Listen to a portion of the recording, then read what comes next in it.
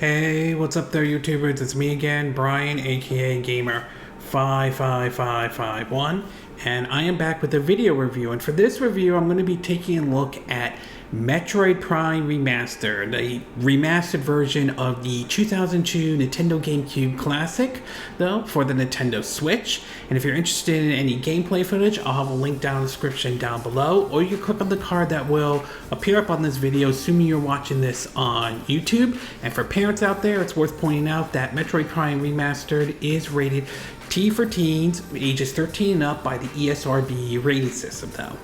As I mentioned before, in 2002, Nintendo, along with a brand new development studio that they helped create, Aulx Studios, released a game called the first original Metroid Prime. This was a very interesting title because at the time there were reports about basically, like what was going on with Aulx Studios, with several games canceled, to even this game having, Metroid Prime, having a connection to one of the most controversial games from one of their former staffers called the Guy game. Matt McMuscle did if I'm saying it incorrectly, did a What Happened video on the history of the development of Metroid Prime. Now, I'll try to put it in the description and everything. But, I mean, this was really a first project from the studio, and it was very interesting to see how this game would do, because no one knew what exactly the next entry in the Metroid series was going to be following Super Metroid that was released back in 1994.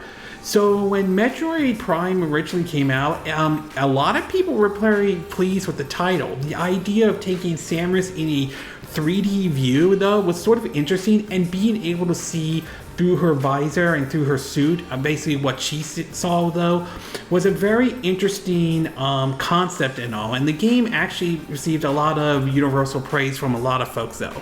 This will follow up with a sequel called Metroid Prime 2 Echoes, and a release on the Nintendo Wii under the name Metroid Prime 3 Corruption, though. Now, the series was supposed to get a fourth entry that was announced back in 2017 for the Nintendo Switch. However, it seems as though development had to restart after it didn't exactly meet Nintendo's expectations. And we certainly are currently waiting to see what is going to happen with Metroid Prime 4. Though many suspect that game will probably come out on the Switch successor or be sort of a cross-gen title, though. But in the meantime, though, Nintendo decided to release the original Metroid and bring it over to the Nintendo Switch. This game was rumored for quite some time, and there was speculation on when Nintendo was going to bring the game over. And they brought it over earlier this year with a digital release followed by a physical release, though. And after spending my time with playing Metroid Prime Remaster, I honestly have to say this is a very good game, and definitely one I would recommend, especially for those who have fond memories of the original game when it came out back on the Nintendo GameCube, and then to some degree ported over to the Wii under the name Metroid Prime Trilogy, which had Metroid Prime 1, 2, and 3.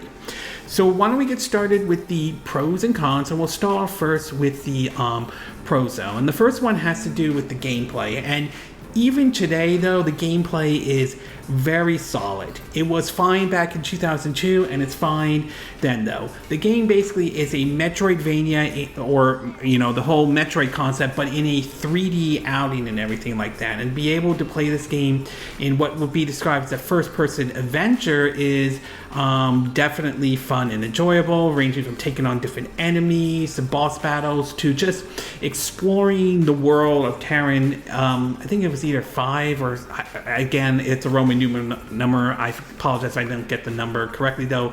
But the gameplay just holds up very well to this day, though, to be exact, though. Like I said, fun back then and still fun now. The next thing I do want to talk about is the remaster and how the game looks and everything like that. Now, Granted, they could have just ported this game over, and I still think the game will still look good. It looked good back in 2002 on the GameCube. It looked good when it was ported to the Wii, and it still looks good to this day, though. But I will give them credit for actually remastering this game, though. Most of it is just cleaning up some areas here and there. Some of the changes to the art styles for some of the enemies designs and so forth. But the remaster, he looks very good even on the Nintendo Switch. And the music and the sound really sets the mood for when you enter in certain areas, especially when you're doing the boss battles or dealing with the space pirates and all. So it just really just sets the tone very well. So the music, the sound is good, and the art style in the game still looks good. Again, they didn't have to go above and beyond, but they really did, and I have to give them credit for actually the way how this remaster game looks and feels and all. And last but not least is definitely the control schemes though. Now, there are 3 different types of control schemes in this game, or 4 to be exact though. You could play it how it is when you remember playing it back on the Nintendo GameCube. You could play it how it is if you remember playing it back on the Wii when Metroid Prime Trilogy or Metroid Prime 3 Corruption came out. You can sort of mix and match between motion controls and traditional controls, or you could basically play the game and it has set up in the way that a lot of modern first-person shooters are set up today though. So there are different type of control schemes, including the modern ones. I think that's really neat that they added that option though. I'm playing it with the modern controls and it basically plays perfectly fine though. Some folks might prefer the old school GameCube type controllers. Some might like the, remember when they were playing it on the Wii with the Wii remote and nunchucks though. But I'm very glad that they offer different control schemes to basically fit however you want to play the game though. Like I said, I'm using the modern controls, so I certainly am enjoying the control schemes and everything like that. But I will give them credit for offering different control schemes to best fit your playstyle and all. Okay, we're going to take a quick break, and when we get back, we'll get to part 2, which is the cons. So we'll take a quick break, and we will be right back.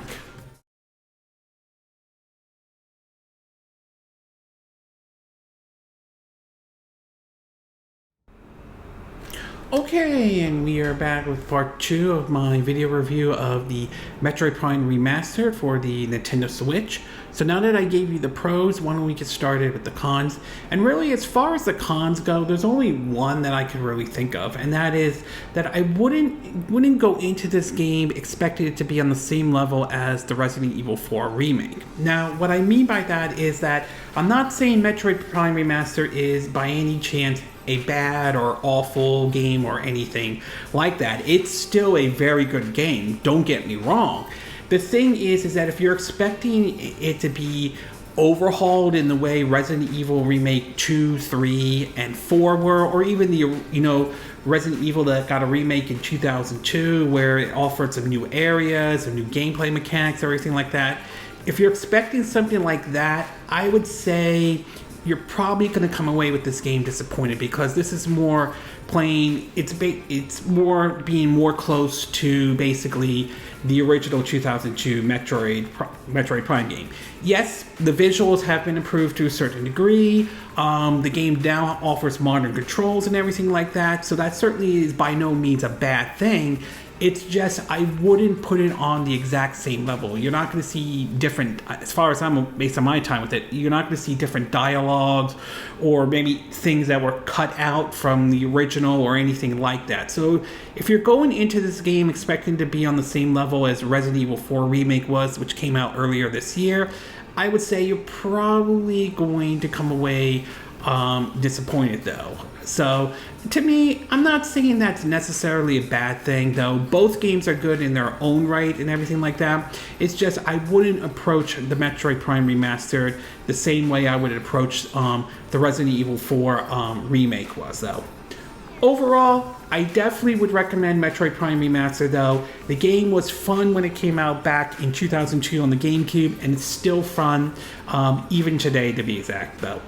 And at its best, though, the gameplay is still solid and fun. The remaster looks good. I mean, Nintendo did not have to go above and beyond to see this game get remastered, but they actually did. And I like the fact that they offer different control schemes, ranging from playing the GameCube approach, the Wii approach, mixture of motion and solid, and mixture of motion controls if you want to add it in, to even modern controls. So I definitely like the different control schemes they added to the game.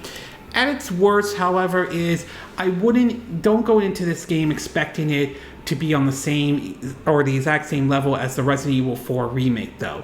While both games are good, though, you're not going to see anything like different dialogues, as I mentioned, or different scenes or anything like that. This is still, by the book, staying true to the original 2002 release, but with a fresh coat of paint, though. But I will say, if you are a fan of the original Metroid Prime original Metroid Prime and like the game, or this is your first time playing it, though, it is definitely a recommendation. I like what they did with this one. It does give me hope for seeing how Metroid Prime 2 or Metroid Prime 3 Corruption would be when they bring those games over to the Nintendo Switch, which I believe they will.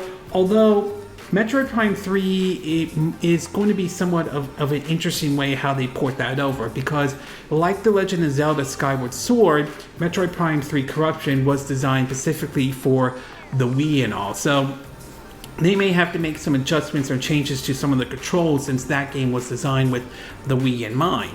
That being said, though, they did port Skyward Sword over to the Nintendo Switch. They found a way to port that game over, even those who had a Switch Lite, and with a different type of approach when it came to using the sword and everything like that.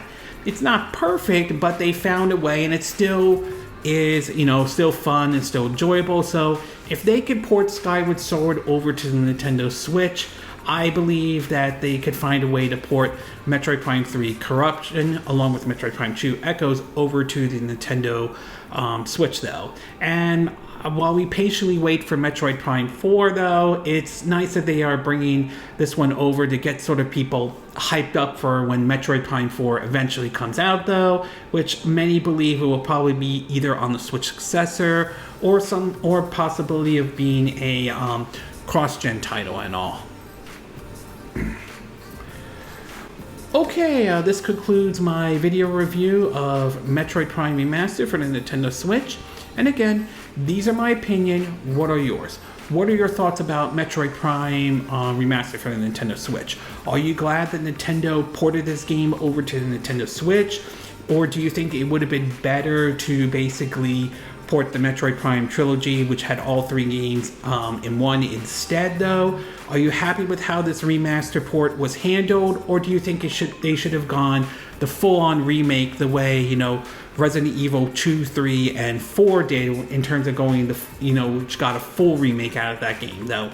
Do you agree with what I said in this video? Do you disagree? Do you have a difference of opinion? As always, sound off in the comment section below. Let me know what you think. And if you do like this video, I hope you hit the like button.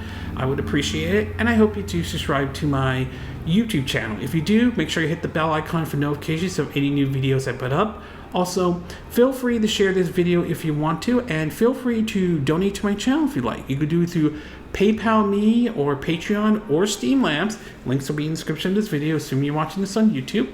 And I will see you again next time when I do another video. Hopefully that'll be soon. Until then, from Southern California, I wish you all a good day then. Bye!